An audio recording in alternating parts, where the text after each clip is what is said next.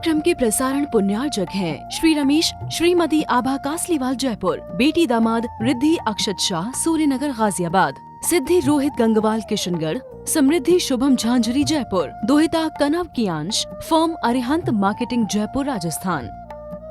मारीच के जीव ने अपने दादा ऋषभदेव से, तात हे पितामह,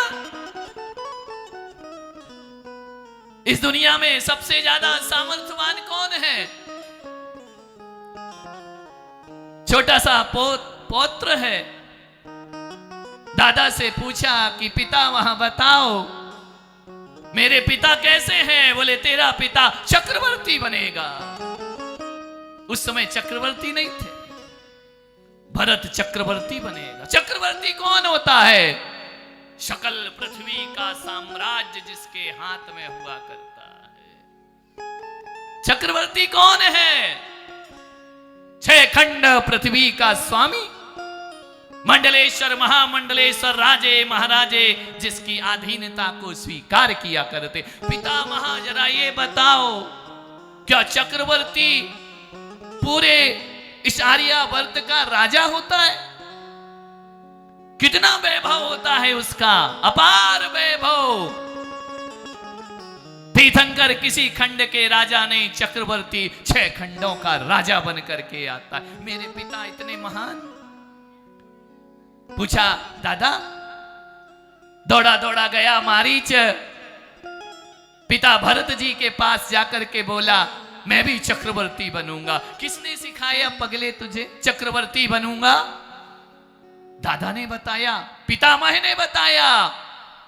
चक्रवर्ती सामर्थ्यवान हुआ करता है। सपना, वो भील जो जंगल में था, ऊंचे कुल में आके ऊंचे सपने देखता है। सलूमर वालों, मैं आपसे कहूंगा, जैसा कुल होगा वैसे सपने हुआ करते हैं, वैसी चाहत हुआ करती है। नीच कुल में जन्म होगा छोटे सपने होते हैं, उच्च कुल में जन्म होगा बड़े सपने हुआ करते। मिशन बड़ा होता है, गोल बड़ा होता है। इसलिए कहा जाता है ना, जाति कुल वर्ण व्यवस्था को ध्यान रखो। ऊंचे कुल में पैदा हुए, नीच कुल में संबंध नहीं रखना चाहिए। उनसे अपने रिश्ते नहीं जोड़ना चाहिए। छने पानी में पैदा होकर अनछने पानी वालों से रिश्ते करते।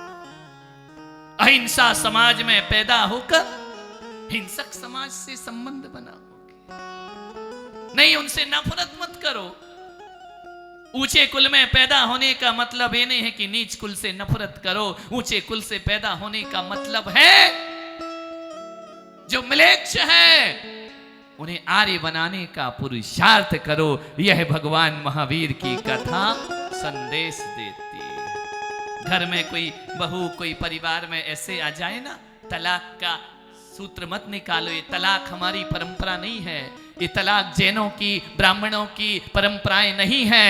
ये तलाक राजपूतों की परंपराएं नहीं है। ये तलाक हिंदुस्तानियों की परंपराएं नहीं है। ये बाहर से आए हुए धर्म तलाक शब्द लेकर के आए हैं। ध्यान रखना, हमारी परंपराएं क्या है कि एक बार जिससे गठबंधन हो जाए तो 7 जन्मों के रिश्ते बना लिया करते हैं, जन्म जन्म के रिश्ते बनाते हैं। आज तलाक की तरफ बढ़ रहे हैं लोग। कथा कहती है नहीं, ये तलाक शब्द भारत से खत्म होना चाहिए। और भारत से हो या ना हो, हमारी समाज से तलाक शब्द खत्म हो जाना चाहिए। सहन करने का धर्म है, समता का धर्म है, धीरज का धर्म है। महावीर, मैंने कहा ना कि अस्त्र शस्त्र लेकर नहीं आए, वो सहनशीलता का कवच लेकर धरती पर आए। थोड़ी सी बात किसी ने कह दी, तलाक नहीं, बंद होना चाहिए। ध्यान रखना, हम उस समाज के लोग कि बेटियां कोढ़ी के साथ भी ब्याह दी जाएं तो भी वो तलाक शब्द जुबान पे नहीं लाती हैं। बल्कि मेरे समाज की बेटी वो बेटी होती है जो कोढ़ी को अपना भाग्य समझती है, और भाग्य ही नहीं समझती सलूमर वालों। मेरी समाज की बेटी वो बेटी होती है जो कोड़ी को भी कंचन बना करके खड़ा कर दिया करती है। ये जैन धर्म बदलने का धर्म है। ये जैन धर्म छोड़ने का, लड़ने का, झगड़ने का नहीं है।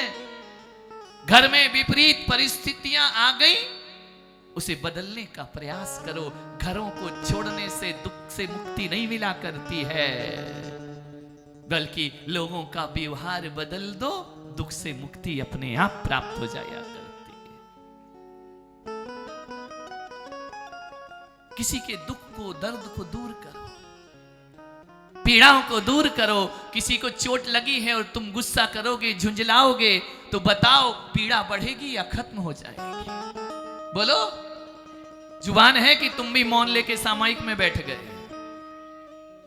किसी को कष्ट है, पीड़ा है, दर्द है, उस समय प्रेम की दवा काम आती है या झुंझलाहट की दवा काम आती है? बच्चा चल रहा है, गिर पड़ा, मां ने 2 चांटे और लगा दिए, दर्द से दर्द मिटेगा क्या? विचार करिए। कोई दुखी है, कोई पीड़ित है, कोई क्लांत है, कोई गुस्से में है, कोई दर्द में है, तो सलूमर वालों उसे और दर्द देने का प्रयास मत करो, उसकी दर्द की दवा बनने का प्रयास करो। जैन शासन में तुम्हारा प्रवेश हो जाएगा। महावीर कहते हैं कि दर्द को दर्द मत दो।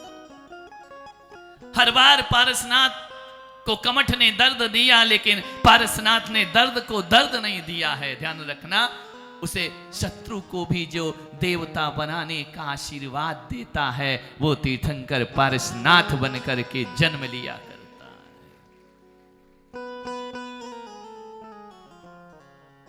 राजा के घर पैदा हुआ, मैं चक्रवर्ती बनूंगा, सामर्थ्यवान बनूंगा, मैं धनवान बनूंगा। एक बात बताऊं सलूमर वालों, हमारी समाज में ऐसे उपदेश हुए, ऐसे उपदेश हुए, अपरिग्रह, अपरिग्रह, अपरिग्रह, अपरिग्रह।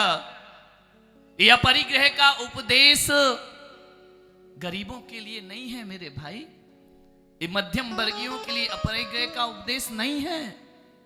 अपरिग्रह का उपदेश सम्राटों के लिए हुआ करता है, जिसके घर में खाने के फाके पड़े हैं, जिसे 2 वक्त की रोटी नहीं मिल रही है, जो अपने आजीविका नहीं निभा पा रहा, उसे क्या अपरिग्रह का उपदेश देते हो? अपरिग्रह का उपदेश उसे नहीं दिया मेरे महावीर ने, उसे दिया कि जिसका कलश पूरा भरा है, छलक रहा है, वो अपरिग्रह को स्वीकार करे। एक होड़ मच गई हमारी समाज में, नौकरी करो, नौकरी करो, सर्विस करो। अरे मेरे ऋषभ देव, मेरे महावीर, तुम्हें नौकर नहीं, तुम्हें मालिक बनाना चाहते हैं। ध्यान रखना। बेटियों को धुन लगी है, नौकरी करेंगे, जॉब करेंगे। नहीं, ये एक महावीर कथा नहीं है। मारीच का भाव जगह में चक्रवर्ती बनो। अपने बच्चों को विदेश मत भेजो, अपने बच्चों को ऐसे ख्वाब मत दिखाओ कि किसी की नौकरी करो।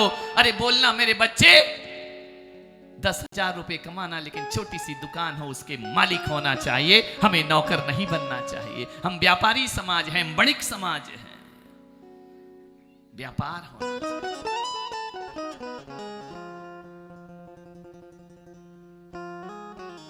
कहा मैं चक्रवर्ती बनूंगा। मैं चाहता हूं पुलक सागर कि मेरी समाज का हर व्यक्ति गरीब नहीं, हर घर चक्रवर्ती होना चाहिए। लोगों ने कहा कि पुलक सागर पैसे वालों के महाराज हैं। अवश्य हूं, क्यों ना रहूंगा। गरीबों का बनके मैं कर क्या लूंगा? ये महफिल गरीब सजा देगा क्या?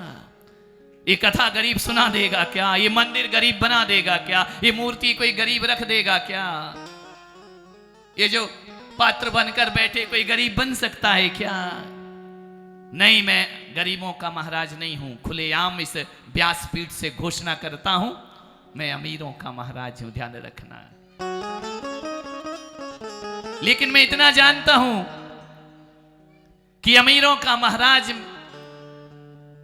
मैं इसलिए नहीं हूं कि पैसे वालों का गुलाम हूं। ध्यान रखना,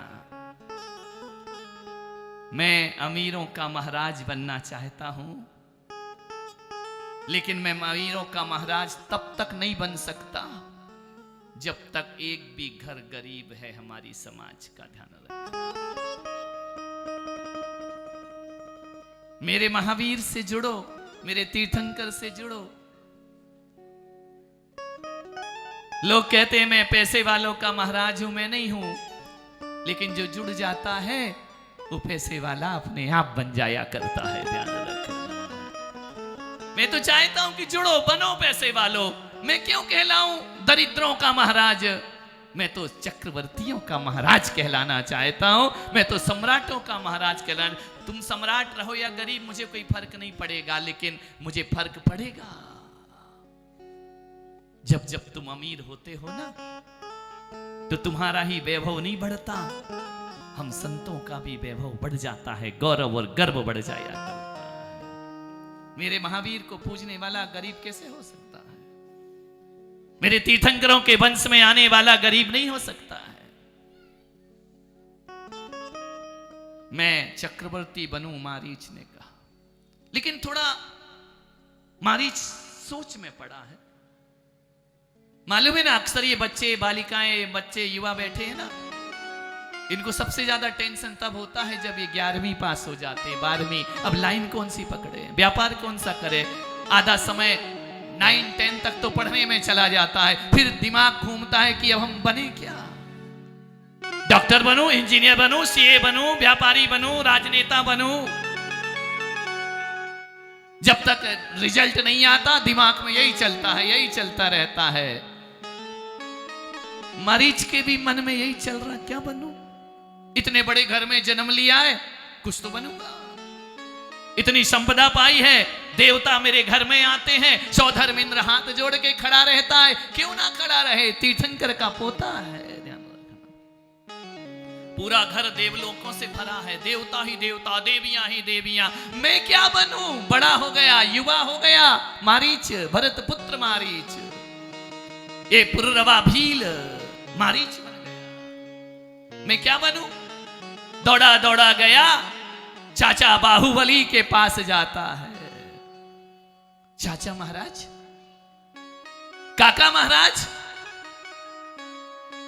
आप में इतनी शक्ति कैसे आई?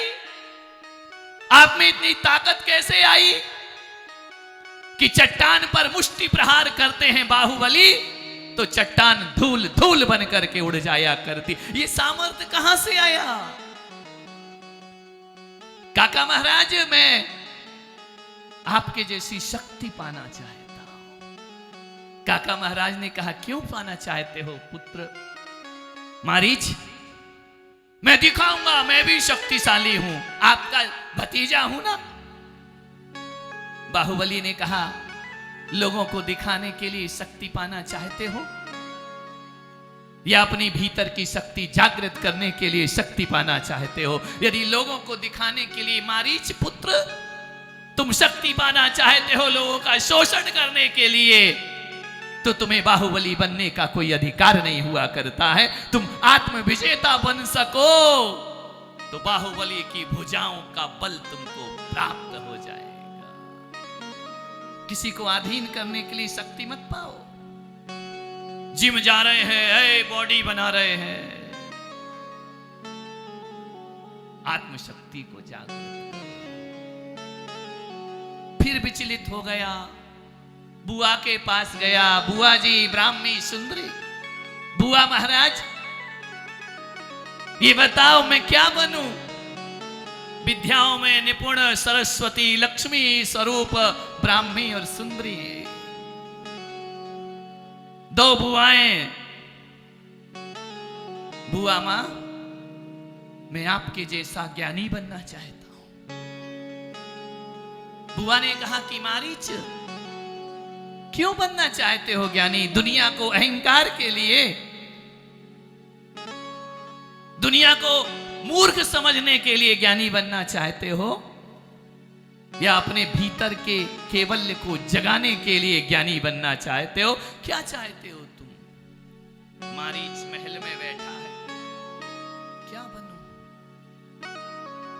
भील के संस्कार है। जब एक छोटा सा नियम मुझे देव बना सकता है, ऋषभदेव के वंश में पैदा कर सकता है, मैं क्या बनूं? भरत बनता हूं तो भूपति बनूंगा, शक्ति पाता हूं तो बाहुबली बनूंगा, विद्या पाता हूं तो ब्राह्मी और सुंदरी बनूंगा। कभी सुना है मारीच का ये जीवन? नहीं, बस नारे लगाए त्रिशलानंदन वीर की और जय बोलो, बस इतने में जैन धर्म समाप्त हो गया। ध्यान रखना, अनंत वीर से ज्ञान 100 चाचा जिसके पास जाता मैं वैसे ही बनूंगा, मैं यही बनूंगा।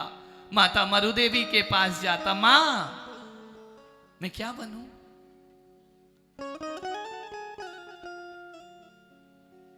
भरत जी से पूछा, मैं चक्रवर्ती बनूं। भरत ने कहा, क्यों बनोगे चक्रवर्ती? सारे जगत को जीतूंगा। भरत ने कहा, खुद को जीतेगा। सारी दुनिया को जीत लिए और खुद को नहीं जीता, खुद से हार गए। घरों में लड़ाइयां होती हैं, विवाद होते हैं, भाई रिश्तों में हम जीत जाते हैं, खुद से हारे हुए लोग।